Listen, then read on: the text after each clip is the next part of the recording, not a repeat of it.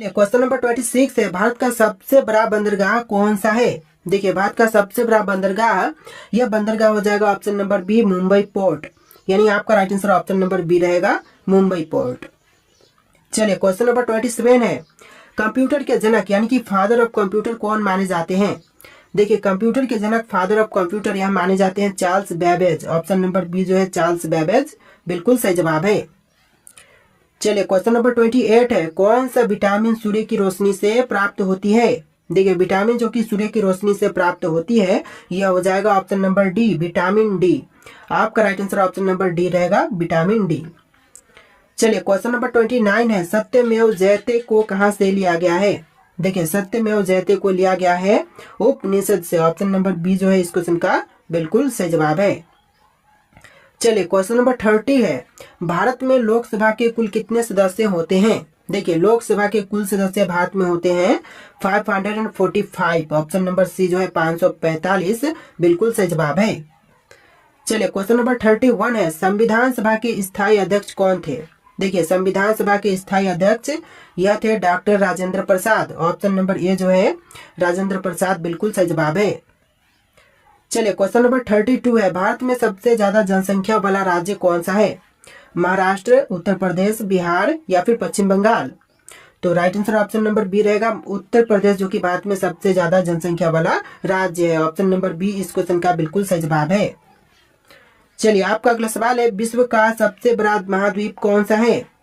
देखिए, विश्व का जो सबसे बड़ा महाद्वीप है यह हो जाएगा ऑप्शन नंबर का सी, एशिया महाद्वीप। यानी ऑप्शन नंबर सी आपका बिल्कुल सही जवाब है। चलिए, क्वेश्चन नंबर 34 है, किस भारतीय नेता को मिसाइल मैन के नाम से भी जानते हैं? देखिए, मिसाइल मैन के नाम से जानते हैं हमारे एपीजे अब्दुल कलाम को। ऑप्शन नंबर बी जो है एपीजे अब्दुल कलाम बिल्कुल सही जवाब है। चलिए, क्वेश्चन नंबर 35 है, भारत में सबसे ऊंची चोटी कौन सी है? देखिए, भारत में सबसे ऊंची चोटी यह हो जाएगा Kanchenjunga. Option number C, Kanchenjunga बिल्कुल सही जवाब है। और जो माउंट एवरेस्ट है वह विश्व की सबसे ऊंची चोटी है और भारत की है कंचनजंगा।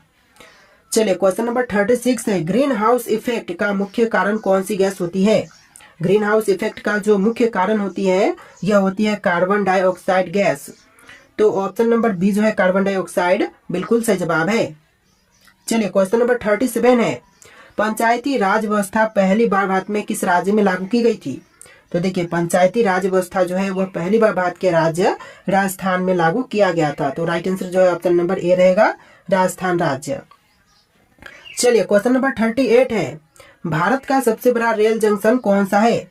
देखिए, भारत का सबसे बड़ा रेल जंक्शन, यह जंक्शन हो जाएगा Howrah junction. Option number A जो है हावड़ा जंक्शन बिल्कुल सही जवाब है। चलिए, क्वेश्चन नंबर 39 है, जलियांवाला बाग हत्याकांड कब हुआ था? दोस्तों, जलियांवाला बाग हत्याकांड जो हुआ था यह हुआ था 1919 में। यानी कि ऑप्शन नंबर ए इस क्वेश्चन का बिल्कुल सही जवाब है, 1919। चलिए, क्वेश्चन नंबर 40 है, दुनिया की सबसे लंबी नदी कौन सी है? विश्व की सबसे लंबी नदी इनमें से हो जाएगा ऑप्शन नंबर ए, नील नदी। यानी ऑप्शन नंबर ए जो है इस क्वेश्चन का बिल्कुल सही जवाब है।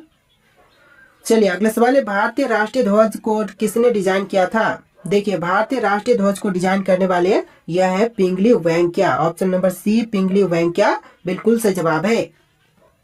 चलिए, क्वेश्चन नंबर 42 है, राज्यसभा का कार्यकाल कितने वर्षों का होता है? दोस्तों, राज्यसभा का कार्यकाल टोटल यह होता है 6 वर्ष का। ऑप्शन नंबर बी जो है 6 वर्ष बिल्कुल सही जवाब है। चलिए, आपका अगला सवाल है, भारतीय रुपए का प्रतीक चिन्ह किसने डिजाइन किया था? देखिए, भारतीय रुपए का जो प्रतीक चिन्ह है इसको डिजाइन करने वाले इनमें से हो जाएंगे option number A, D Uday Kumar. Option number A जो है डी उदय कुमार बिल्कुल सही जवाब है। चलिए, आपका अगला सवाल है, भारत का सबसे पुराना पर्वत कौन सा है? तो इनमें से भारत का सबसे पुराना पर्वत कौन से है? अरावली पर्वत, हिमालय पर्वत, सतपुड़ा पर्वत या फिर विंध्याचल पर्वत? तो यह हो जाएगा अरावली पर्वत। यानी ऑप्शन नंबर ए जो है अरावली पर्वत बिल्कुल सही जवाब है। चलिए, क्वेश्चन नंबर 45 है, चिपको आंदोलन किससे संबंधित था? दोस्तों, चिपको आंदोलन जो था वह संबंधित था इनमें से पैरों की रक्षा से। ऑप्शन नंबर बी, पैरों की रक्षा बिल्कुल सही जवाब है। चलिए, अगला सवाल है, संविधान के किस अनुच्छेद के तहत राष्ट्रपति आपातकाल की घोषणा कर सकता है? तो देखिए, अनुच्छेद 352 के तहत राष्ट्रपति आपातकाल की घोषणा कर सकते हैं। तो ऑप्शन नंबर ए जो है अनुच्छेद 352 बिल्कुल सही जवाब है। चलिए अगला सवाल है, दादा साहब फाल्के पुरस्कार किस क्षेत्र में दिए जाते हैं? देखिए दादा साहब फाल्के पुरस्कार जो है वह दी जाती है सिनेमा के क्षेत्र में। ऑप्शन नंबर बी सिनेमा के क्षेत्र बिल्कुल सही जवाब है। चलिए अगला सवाल है, कौन सा ग्रह लाल ग्रह के नाम से भी जानी जाती है? देखिए लाल ग्रह के नाम से कौन से ग्रह को जानते हैं? शुक्र, मंगल, शनि, बृहस्पति। तो ऑप्शन नंबर का बी आपका राइट आंसर है। मंगल ग्रह को भी लाल ग्रह के नाम से जानते हैं। ऑप्शन नंबर बी आपका बिल्कुल सही जवाब है।